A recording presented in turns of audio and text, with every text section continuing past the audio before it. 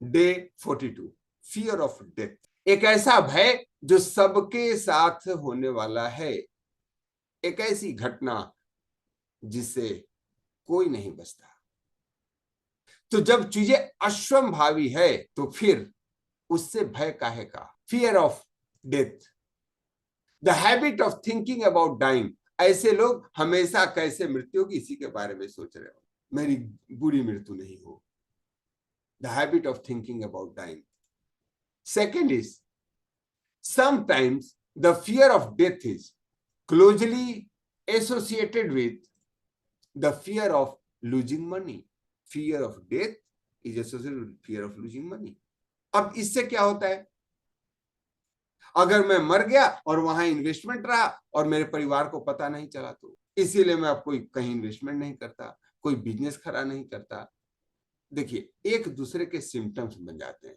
तो इंपॉर्टेंट क्या है इसके लिए? The worst part about this fear is that it is a strong and universal. सबसे बुरा पार्ट यह है कि यह फियर सबसे बड़ा होता है और आप इसे बच नहीं सकते। तो इस फियर को हटाने के लिए क्या हो? एक्चुअल में डेथ का फियर होता क्या है? एक ऐसे अनचाहे जगह की कल्पना जो डरावनी है, कल्पना जो डरावनी है, ध्यान रखिए।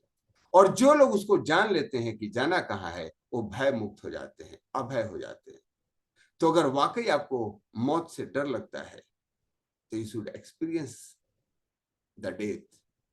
और इसके लिए टेक्नोलॉजी बहुत सारे हैं। पास्ट लाइफ रिग्रेशन की सबसे बड़ी खासियत यह है कि जो लोग अपने लास्ट लाइफ के डेथ को एक्सपीरियंस कर लेते हैं, उनको इस जीवन का भय समाप्त हो जाता है। आप ऐसा कर सकते हैं। The worst part about this fear is a strong and universal. अब टिप्स क्या है? Sometimes this fear is closely associated with the fear of ill health or fear of loss of money या fear of old age. आपको बाकी चीजों पे काम करेंगे तो यह भी दूर होगा। Start learning. और जीवन के जो 4 पुरुषार्थ हैं, ब्रह्मचर्य, गृहस्थ, वानप्रस्थ और सन्यास। सन्यास अपने सनातन में प्रैक्टिस है डेथ, ना कोई मेरा ना मैं किसी का, या सब मेरे सब मैं सबका। तो आपको इस मोड में आने की जरूरत है। थिंक एंड ग्रो रिच कहता है कि किसी भी तरह का जो फियर है वह आपके प्रोग्रेस को रोकता है।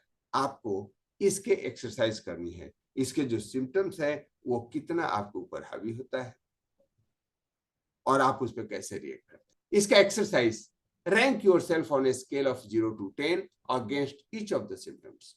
Remember, be authentic and true to yourself. Only then you will be able to conquer this fear.